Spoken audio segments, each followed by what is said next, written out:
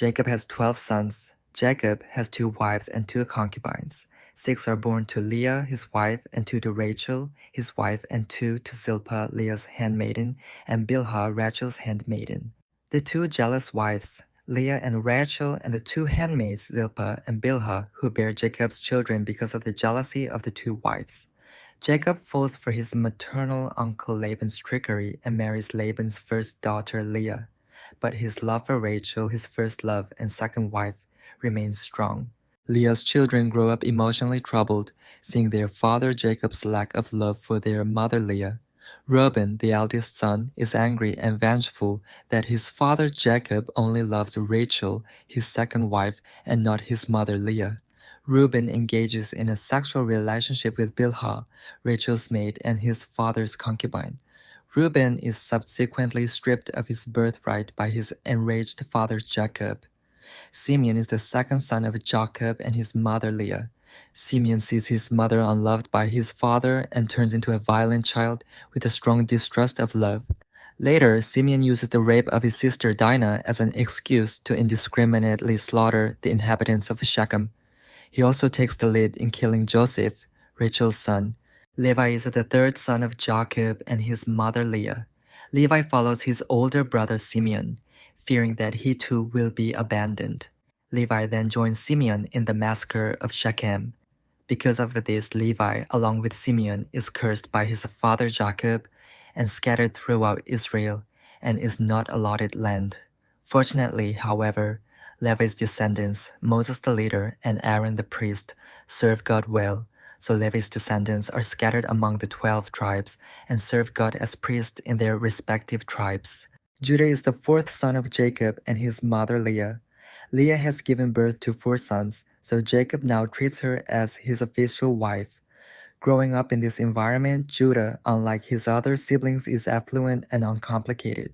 The fourth son, Judah, who grew up without much parental attention, marries a woman from Canaan. His first daughter-in-law, Tamar, is also a Canaanite. During a famine in the Middle East, Judah travels with his brothers to Egypt for food, where his half-brother Joseph, whom they had sold into slavery, is prime minister. They bow to the Egyptian prime minister, not realizing that the prime minister is their half-brother Joseph. When Joseph, who has life and death authority, orders his half-brothers to bring back his brother Benjamin, Judah is ready to sacrifice himself and travels to Canaan to convince his father Jacob to bring Benjamin to Joseph. When Judah does not run away and bring his brother Benjamin to Joseph, Joseph reveals himself to be Joseph and forgives his half-brothers. Jacob recognizes Judah's merit and blesses him, saying, "Your father's sons will bow down to you." King David is a descendant of the tribe of Judah. Now let's turn to Joseph and Benjamin, the sons of Jacob's beloved wife Rachel. Joseph, the 11th son, sold into slavery in Egypt by his half-brothers, becomes the prime minister of Egypt and saves his father Jacob and his extended family from famine.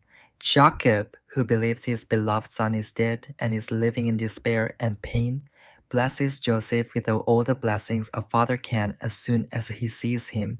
Jacob gives Joseph's sons Manasseh and Ephraim as adopted sons, doubling Joseph's portion, an act that gives Joseph the same privileges as the firstborn.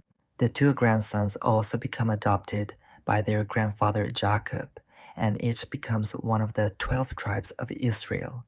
Jacob blesses Ephraim more than Manasseh, and the tribe of Ephraim would later rise to a leadership position among the 12 tribes. Joshua, the leader who led the Israelites into the land of Canaan, is a descendant of the tribe of Ephraim. Benjamin is Jacob's 12th and final son. His mother Rachel died giving birth to Benjamin. His half-brothers are good to Benjamin, the youngest half-brother, who is left alone because of the guilt of selling Joseph into slavery in Egypt. After 22 years, Benjamin meets Joseph, who is now the prime minister of Egypt, and receives a special treatment from him. As the youngest, Benjamin plays an important role in going back and forth between Joseph and his half-brothers, removing the animosity between them and reconciling them. Israel's first king, King Saul, is a descendant of the tribe of Benjamin. Back to the rest of Jacob's sons. Jacob's 5th son, Dan, was the child of his second wife, Rachel's handmaid Bilhah. Jacob's son Dan grew up with a sense of inferiority, knowing that his 4 older brothers were all children of Leah, Jacob's first wife, and that he was the son of his second wife's handmaid. Meanwhile, his mother Bilhah is also having an affair with his half-brother Reuben. From an early age, Dan struggles with his inferiority and identity. Samson the judge was also from the tribe of Dan, and the Danites were the first of the 12 tribes of Israel to turn to idolatry, and were wiped out on the fringe of Canaan. God predistributes the land to the 12 tribes before the death of Joshua, who led the Israelites into Canaan to prevent future tribal strife over land distribution. In Gilgal, Canaan, the land is distributed first to 2 powerful tribes in prime locations in Canaan. The tribe of Judah descended from Judah, and the tribes of Ephraim and Manasseh descended from Joseph.